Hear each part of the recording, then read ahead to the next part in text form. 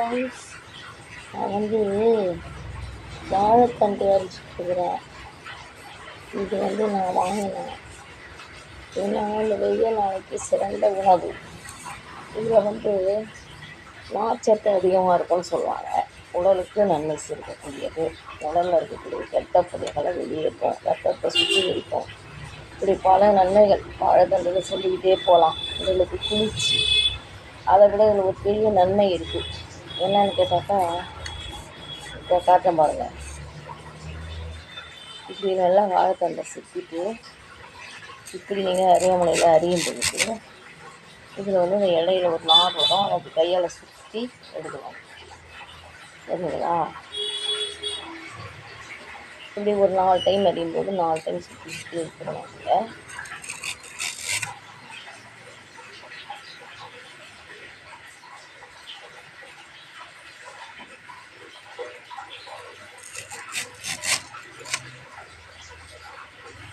இந்த மாதிரி எடுக்கிற நாருங்களை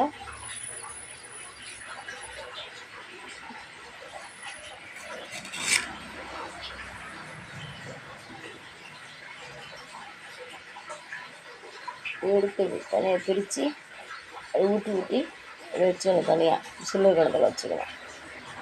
பாருங்கள், அதை காட்ட மாதிரி ஃபஸ்ட்டு இது அறிஞ்சிருக்கோம். வாழைத்தண்டு மட்டும் என்ன தான் நீங்கள் காலம் மாடிக்கு வச்சு கத்தியால் வெட்டுவோன்னு சொன்னாலும் வாழைத்தண்டு மட்டும் அருவாமனையில் அரிஞ்சு இப்படி அரிஞ்சாதான் நல்ல ஸ்லைஸு சூப்பராக வரும்.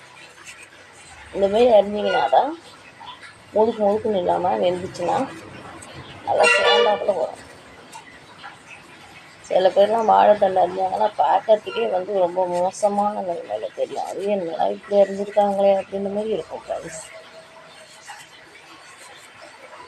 ஒரு 5-6 பீஸ் அப்படியே ரவுண்டாக வச்சுட்டு அப்படியே ஒன்றா சேர்த்து வச்சு அப்படியே அரிஞ்சு வரும். அப்படி போட்டிங்கன்னா தண்ணியில் காட்டப்பாங்க.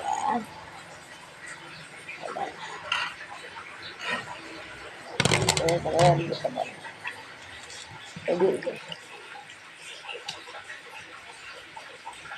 பீஸாக இருக்கும். அப்படி சூப்பராக இருக்கும். பூவாட்டம் இருக்கும்.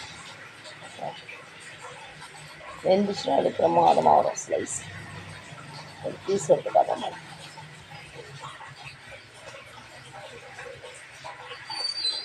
அரிக்குள்ளேயே மெலிசா அறியணும். முக்கால் பரவாயில்ல. அரி எடுக்கிற அப்படி ஸ்லைஸாக யூனிஃபார்மாக அறியணும். அதுதான் நல்லாயிருக்கும் வாழைத்தண்டு. இதே பாருங்கள்,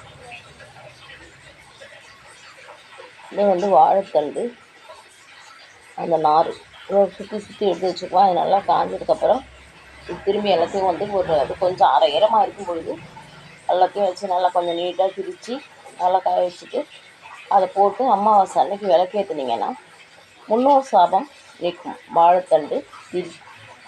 சரிங்களா? இதான் இது மெயின் ப்ராசஸ். வாழைத்தண்டு நூல் எடுத்து வாழைத்தண்டு நார் எடுத்து அதில் விளக்கேற்றி 300 சாபம் நீங்கணும். அந்த விளக்கை அமாவாசையில் நெய் போட்டு ஏற்றுனீங்கன்னா ரொம்ப நல்லது. இது பாருங்க, வாழைத்தண்டு அரிசி போட்டு எப்படி ஈவனாக இருப்பார். வட்டமாக அரிஞ்சு வச்சுட்டு அதுக்கப்புறம் அதை ஒன்று அடுக்கி வெறிஞ்சாதான் நல்லாயிருக்கும். சமைச்சா அப்படி சேர்ந்தாப்பில் குழந்து வரும். ஒன்று பெருசாகவும் ஒன்று சின்னதாகவும் அரிஞ்சு மொத்தம் இருந்தால் நல்லாயிருக்குமா? வாழைத்தண்டு மட்டும் நான் அரிஞ்சாதான் எனக்கு பிடிக்கும். அது மாதிரி அறியணும். தான் வாழைத்தண்டு சாப்பிட்றதுக்கு நல்லாயிருக்கும் பார்க்கறதுக்கு.